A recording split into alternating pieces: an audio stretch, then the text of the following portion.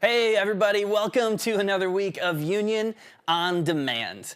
Hey, our hope is that you take this teaching and you watch it together with your small group, and then you spend just a few minutes discussing the questions below the video. We have always said that God designed us to walk through life together with other people. So hopefully these videos are just a launching point for conversations so that you don't do life alone.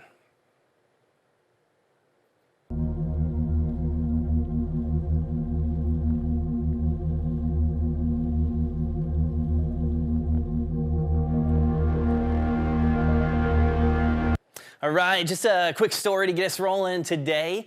When my kids were in preschool, they went to a school that also had a daycare. So they had like a wing with babies and infants, and then they had an area with a preschool and kindergarten classes as well.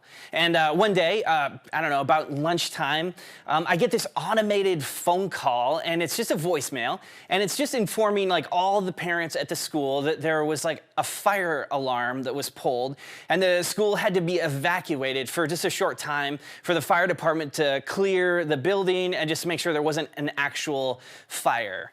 And so because the school is also a daycare, they have this protocol that they have to put like the babies in these cribs, and then they roll them out into the parking lot. And it was February. So they had all kinds of blankets and stuff to put on the babies so that they wouldn't get cold. And but fortunately, the fire department was able to get there pretty quickly, and they were able to clear the building. And I think it took like half an hour or 45 minutes or so. And when I got there to pick up my kids, I just asked the teacher, I said, hey, wow, man, it sounds like today was just a tough day. And she said, yeah, it totally was. Like the parking lot was full of toddlers and babies, and the playground was full of preschoolers, and some of them like forgot their coats, so they were out there shivering, and teachers were like taking off their coats to give to the kids to wear. And she said it was just total chaos. It was a total mess. And then she said, hey, there's something I need to tell you. She said, by the way, it was your son who pulled the fire alarm today. I was like, what? What? No way. Like, why would my son do that? What was he thinking? And when we drove our kids home, we sat them down. We had like this family meeting, and that's where we learned what happened. My kids were giant fans of the movie The Polar Express. And there's this one scene in the movie, and the scene goes a little bit like this.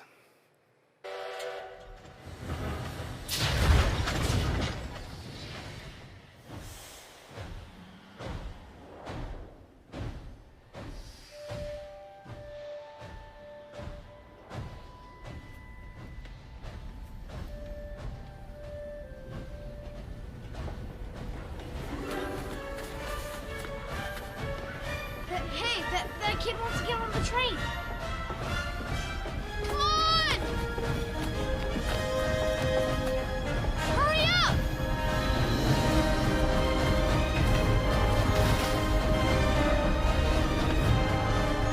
We have to stop the train. I don't know how to stop the emergency brake.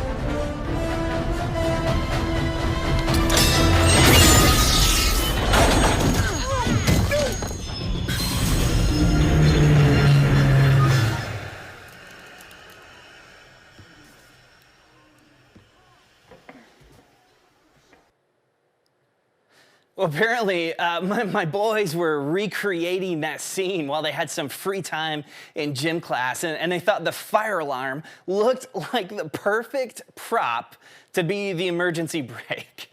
Oh, man. I just have a question. Does life ever get moving so fast and so out of control, and then all of a sudden somebody pulls the emergency brake and you find yourself flying through the air like that kid and just falling face down on the ground? Maybe after a bad breakup or a job loss, or the moment your parents sat you down to tell you that they were going to separate or get divorced, and life just feels like it was going along great. It was going along fine, and then all of a sudden, somebody pulled the emergency brake, and the world just threw you on the floor. Or maybe right now, life is just, it's crazy, it's chaotic, and maybe it just feels like a year ago, somebody pulled the emergency brake, and now, no matter how hard you try, you just can't get the train moving again. I don't know about you, but if you're anything like me, I've had this feeling often. Just moments where life just feels like it comes to a screeching halt, and you're left kind of just scrambling to get your footing again and figure out how in the world you're going to get life moving again. If you've ever felt that way, today's teaching is for you. For a few weeks, we're studying one of the books at the very end of our Bibles called Jude. It's this short little letter. It's a total of 25 verses. It's written to a church that was struggling to understand what they believe about God. There were people who had come into their church, and they were claiming to be Jesus followers, but their lives were like off, like what they believed and what they talked about, it didn't quite match up with how they were living. And people were starting to get confused. It was like somebody just pulled the e-brake and the floor just went out from under them. And they're struggling to understand what's true and what's a lie. And it's not until they get this letter from Jude that they're able to see clearly. Jude points out two main ways that these people were living that just made life really confusing. And here's what he says in Jude chapter 1, verses 3 and 4. He says this. He says, "Dear friends, although I was very eager to write to you about salvation, the salvation we share, I felt compelled to write and urge you to contend for the faith that was once for all entrusted to God's holy people." And here it is. He begins to talk about these people. He says, "For certain individuals whose condemnation was written about long ago, they have secretly slipped in among you.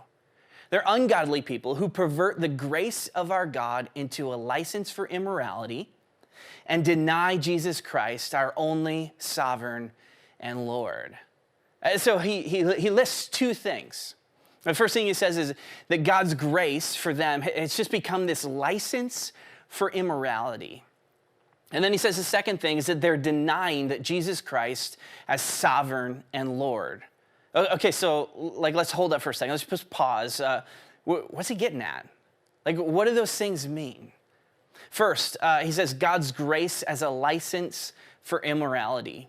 I have 3 boys in my house, and they know no matter what they do, like good or bad, I could never possibly love them any more or any less than I already do. We've been telling them that since they were little babies. Now, does that mean that they just go through life and they do whatever they want because they know that I'm always going to love them? No, of course not. We didn't do that to our parents. I mean, sure, sometimes we made some mistakes, but for the most part, we try to do the right thing.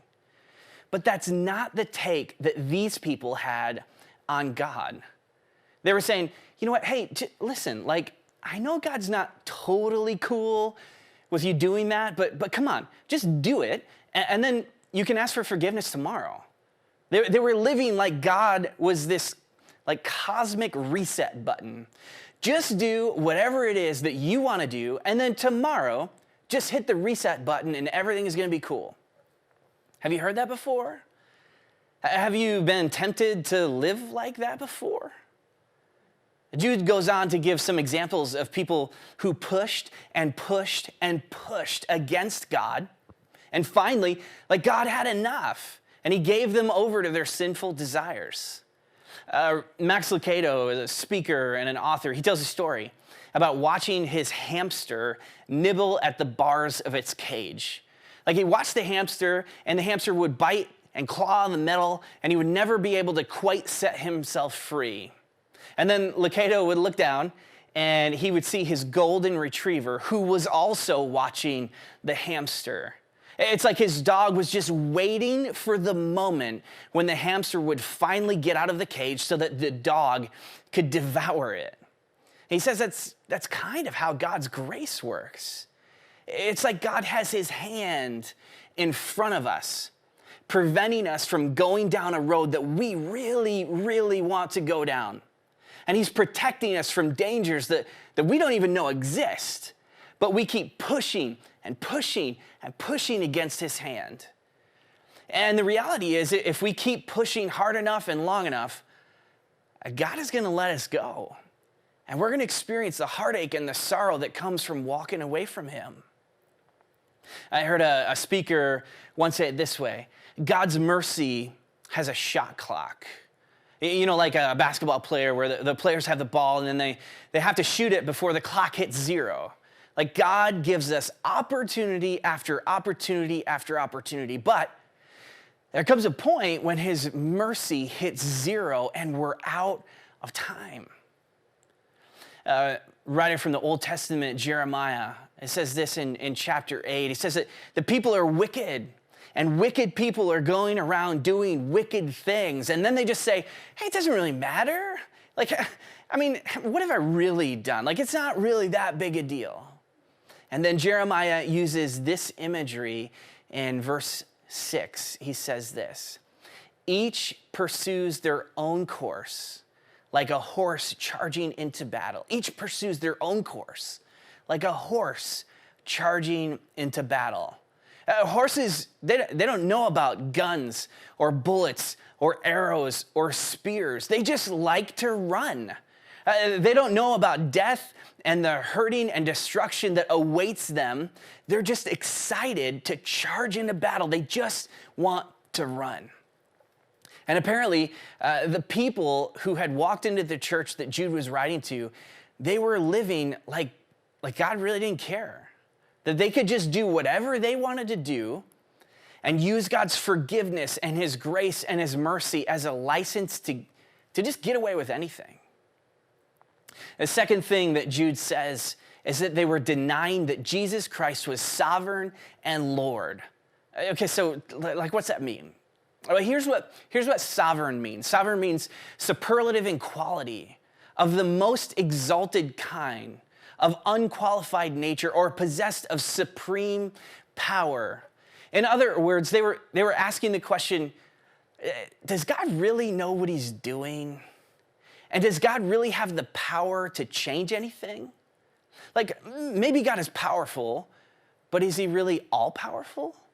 Does he really hold all things together? Does he really care about my life and my world? Does he really care about me? And the conclusion that these people had drawn was no. God isn't in control. God can't hold everything together. God isn't all-powerful. God doesn't care about me, and God doesn't care about you. So there were these two ideas that these people had slipped into their church and they were beginning to teach about. We could boil these two ideas down and we could just say it this way: God doesn't care what you do, and God isn't in control. God doesn't care what you do, and God isn't in control. This series, as we go through the book of Jude, it's titled, Is It Worth It? Because if we're honest, I think those are tempting things to believe. For Jude's church, the pressure was on for them to make a decision. Do you believe these people, or do you believe Jude and the rest of the Bible? Jude uses a word to just urge them to believe.